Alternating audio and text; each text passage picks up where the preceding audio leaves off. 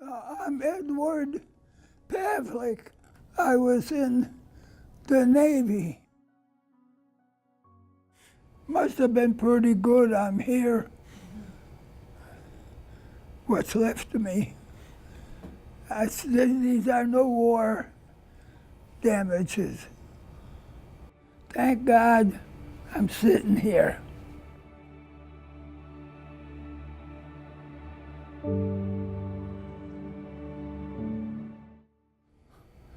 What I don't think will forget is funny and sexy, so I don't want to say it. Well, we were, where was it? We were in New Guinea, and we anchored. I saw the grass skirts, and I figured, hey, when I go home, that'd be nice, something to memory. I waved to the girl. I threw her a pillowcase. She almost climbed up the ship and kissed me. So when, she got down, she stood in her boat, and I was pointing that I wanted the grass skirt. She whipped it off and brought it up. And there we go, a ship full of guys. Hey, sometimes I think about it and I laugh. Happiness lies not in the mere possession of money. It lies in the joy of achievement, in the thrill of creative effort. The joy, the moral stimulation of work no longer must be forgotten in the mad chase of evanescent profit. I never thought it was that bad even during the Depression. I don't ever remember going hungry. And that's, what more could I say? I was drafted. Everybody else got to do it. I figured, well, you got to do what you got to do. I want to protect my family, my friends, brothers, sisters. Up until they deferred me one time on my job, and the second time they took me. So then they went downtown Chicago, got on a bus, took us to Union Station, where we were taken to, put on a train. And then we were out in boxcars. And, well, had my training for the military was Farragut, Idaho. There we had our training. When you had to do what you were told, you were marching, you were where you're supposed to be, or else once they're gone, you're in trouble. Other than that, what could one say? It wasn't bad. I was able to adapt pretty good to whatever was going on. I wanted to get into undersea service, but they wouldn't take me because my ears were bad. So then they just took me and put me in what we call the armed guard. Maybe you didn't hear of it. You had merchant ships that took supplies to the troops overseas and wherever they could go and needed. I was assigned to a 5-inch 38 anti-aircraft gun. It's a gun for ships, it's a gun for aircraft. And then I ended up being on the shipping list. I got on, at my first ship I was on the SS Alexander. We went out. We hit Brisbane, Sydney, Australia, Hilo, Hawaii, New Guinea. Can't think of any more. On ship, we were very, very fortunate. The merchant marines had half the ship, we had the other half.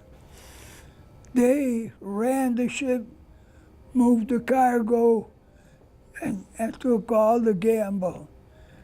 We went in, the Navy were assigned to different guns. We had a lieutenant. He would take us and assign us to what we were to do. We went out. We ended up in the Philippines, at Luzon, I think. And then from there, we were put in a convoy, and we went to the islands around Okinawa and places like that. I was quite disappointed because we were sent back to the States. And I was so close to Japan. Boy, how I wanted to go back. Then when we got back to the States, I was given a time to go home. I had a laugh. I got off a streetcar at 38 in Kedzie. And here comes, I was walking towards my house. And my father was in church. And we got to 38th Street, and one of the neighbors said, "Hey, Eddie is domo. Eddie's home." I remember that was 4 blocks, and he ran most of the way, and he was up there. So I had my leave. I went back. It was concerned aboard the Alexander. We were shipped to San Diego, and in San Diego, we were put what we call, I won't say it, the USS Sick.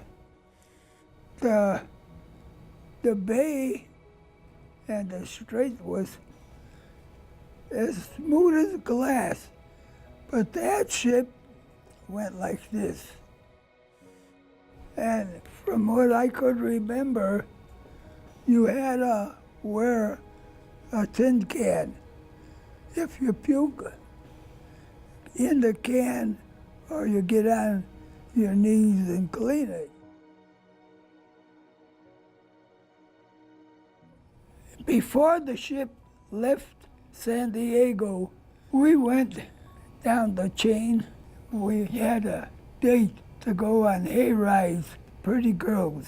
So we went out on this hay ride. I had a real nice time. We come back, the ship was gone. So we went to the portmaster and asked him where the ship went. Well, we were lucky.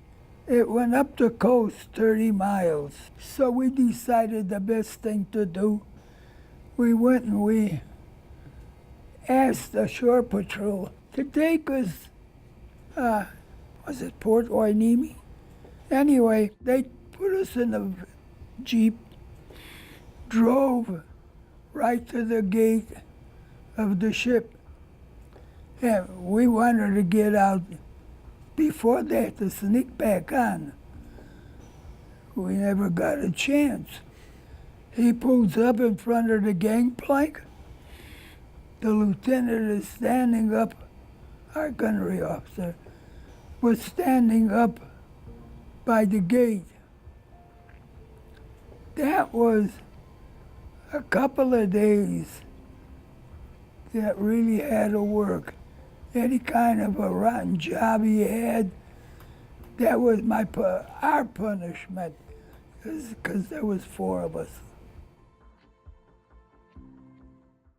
But the chef aboard our ship, he would go fishing. Do you ever see a meat hook? He would rig up a hook like that. I don't know, don't remember, but he had a chain, then he had a mooring line. For all you could say, I saw 3 sharps that were caught that way. And the first one I watched, he had an axe, and he had him hanging over the side, and he hit him with the axe, let him bleed. Then he said his mistake. He had more fins in that harbor than cod liver got in his pillbox. It's blood attracts sharks, and that's you want to be out of the water when that happens. One of the guys that slept in our bedroom, and in the war they had floating docks. These big iron tanks were tied together, and you could drive a truck on it. I went ahead, and we were swimming. And a friend of mine, my buddy, dove in, swimming underwater. He swam under the tanks. Under the tanks, you can't get up to air. And he come where 2 tanks were apart. There must have been like 6, 7 inches that were open. So when he came up, I told him, go that way. He went that way, and, well, saved. After Pearl Harbor, many Americans did not feel safe because this was a major attack on U.S. soil. The threat of an atomic bomb during World War II in the United States caused immense fear. 2 major factors leading to this fear included the development of the atomic bombs as a result of the Manhattan Project and public safety announcements like these. Duck and Cover. This is an official civil defense film produced in cooperation with the Federal Civil Defense Administration and in consultation with the Safety Commission of the National Education Association. Produced by Archer Productions, Incorporated. Hey, Bert, come on out and meet all these nice people, please. Oh, all right. We really can't blame you. You see, Bert is a very, very careful fellow. When there's danger, this is the way he keeps from being hurt. Sometimes it even saves his life. That's why these children are practicing to duck and cover just as you do in your school. We all know the atomic bomb is very dangerous. Since it may be used against us, we must get ready for it, just as we are ready for many other dangers that are around us all the time. This fear drove Americans on the home front to continue with their day-to-day lives while the war overseas developed. It's all they said, if it splits in half, hold on to something that ain't falling.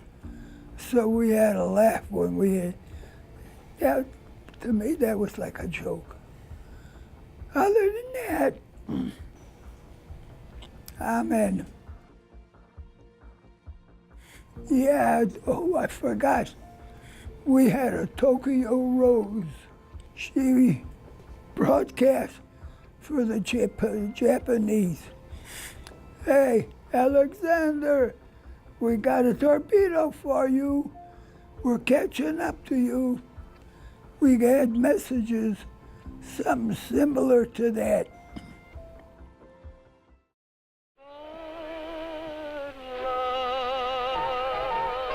Hello, Yankee brothers. This is your Japanese sister, the voice of truth. Get The voice Tokyo of truth Rose. reaches out to you from the peacefulness of Japan, laden as always with love, but today also with sorrow, because of what your superiors are making you do. At that time, you hear about the ships being sunk, the battles. Me, like a fool, I enjoyed watching and reading about it. In fact, I wonder if I'll come back. Well, what are you going to do? Those are 92 years ago, which makes me sometimes wonder, where did it all go? All you could do was write letters. And when I come home, discharged, my brother would give me a stack of letters, all kind of holes in it, all cut out. That was restricted. You're not supposed to say where you're at, because the enemy finds out. So when I got to the States, we came into San Francisco. I ran and asked them if I could re-enlist. And they agreed. They said, oh, sure, and all. For 3 years. And I thought, no, my parents are old, they need help. We got put on a train, and we were brought to Great Lakes. And Great Lakes gave us the info that we were being discharged. I was discharged January, I think, the 9th or something like that. And that was it. Got up in the morning, got breakfast, and after that, hey, bye-bye. I know my brother-in-law, he drove out from Chicago to pick me up. Well, I was fortunate. The job I left, they were pretty good. They would take me back. But it was Emery Carpenter Container, and they had maybe about 30 people working. And I thought to myself that there's not much future in a company like this. So I went ahead to Western Electric. I worked 37 and a half years. It don't bother me too much, and actually, I like to watch them, because I tell myself, hey, this ain't what I go, because most of it is all Army and Marines. Well, when we come home, we formed an American Legion post. We come back to Chicago, Brighton Park. And the guys in around, that neighborhood used to go out to a tavern. And we got tired of hanging around the taverns because you're expected to buy drinks. We rented a joint. We started a polka deal. Then we bought a factory and made a post out of it. We got a friend that owned a tavern, and he got a small hall. He lets us use it, and 72 years, a Legion member. That's a long time. Thank the people in America, those who supported us, wanted to help us, and did for us. Without them, what good are we? Takes a team. Other than that, all I can say, I was one of the lucky ones, and I thank the Lord for that. And I wish all the servicemen are not suffering too much. Being a part of the Harlem Veteran Project has truly been an amazing experience. Coming in, I was unsure if I was going to be able to retell a veteran's story at the level of the documentaries that I've seen produced by the class. I know it may seem like it's just a class, but it's way, way more than that. I've learned things about different wars and new things about even just people in general that I never would have known if I had not joined this class. Telling Edward's story has really meant a lot to me. With him not being here anymore, it fell on me to retell this story and make it as good as I could for generations to come. Not only that, but I want to make it the best that it can be for Edward. He took the time to share his story, and I'm very thankful for that.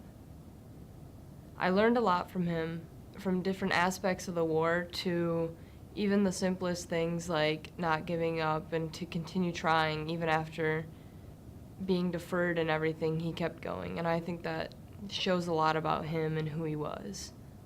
Retelling someone's story is not as easy as it seems. You have to make sure that everything you do is accurate and goes along with the time period. While this is challenging, it's also worth it in the end. And while not everyone may take this class, they still have the opportunity to watch our documentaries and learn something, and that's something that not many people can say they've done. I'm really thankful for this class. It's provided me an opportunity to learn and to do something that I never would have even dreamt of before, and it's also provided opportunities for veterans to come forward and tell their stories to a whole new audience that may never hear them or may have never heard them without this class.